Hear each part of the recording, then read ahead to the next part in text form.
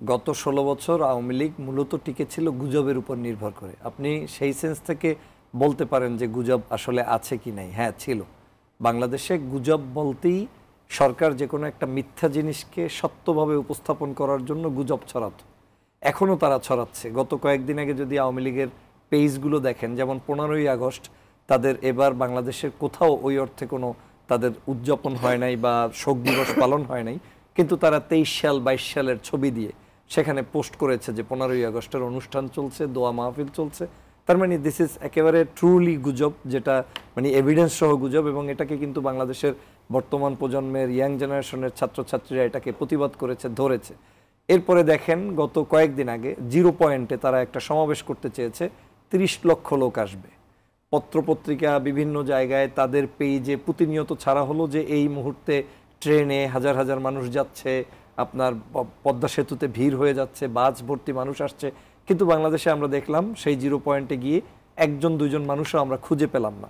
তার মানে এটা হচ্ছে গুজব।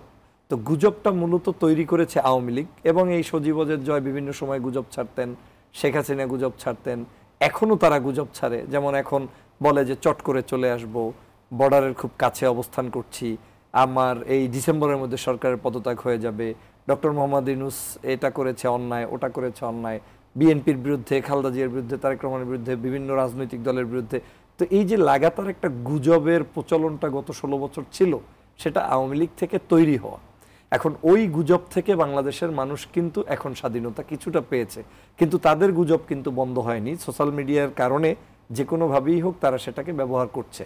কিন্তু বিপরীতে বাংলাদেশের জনগণ আবার দেখিয়ে দিয়েছে যে গুজবের বিপরীতে সত্য বস্তুনিষ্ঠ নিউজও তারা প্রেজেন্ট করতে সক্ষম। সেটাও কিন্তু সোশ্যাল মিডিয়ার অবদানের কারণেই হয়েছে, যেটা আপা একটু আগে বলার চেষ্টা করেছেন যে বাংলাদেশের এত বড় একটি বিজয়, এত বড় একটি আন্দোলন, বিভিন্ন ধরনের আমাদের গত 16টি বছরের যে জুলুম অত্যাচার, এই সকল নিউজগুলো কিন্তু আমরা এই সোশ্যাল মিডিয়ার মাধ্যমে পেয়েছি। তো সেই সেন্স থেকে কিন্তু একদিকে গুজব চলমান ছিল, সেটা ছিল আওয়ামী গুজব, অন্যদিকে দেশপ্রেমিক নাগরিকদের সত্য বস্তুনিষ্ঠ নিউজ প্রকাশ করার একটি অদম্য প্রচেষ্টা তাদের মধ্যে ছিল সেটা।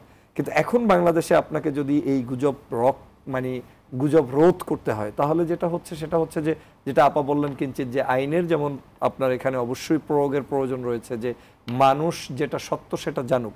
এটার জন্য আপনাদেরকে সবচেয়ে বেশি এগিয়ে আসতে হবে। যখন আমাদের মিডিয়াগুলো ট্রুলি তারা নিউজ প্রেজেন্ট করার মতো সক্ষমতা অর্জন করবে, যে কোনো জায়গায়, যে কোনো অবস্থায়, যে কোনো সরকারের সময় তারা স্বাধীনভাবে মত প্রকাশ করতে পারবে, তখন সেই সত্য নিউজগুলোর উপরে মানুষের ভরসা বাড়বে।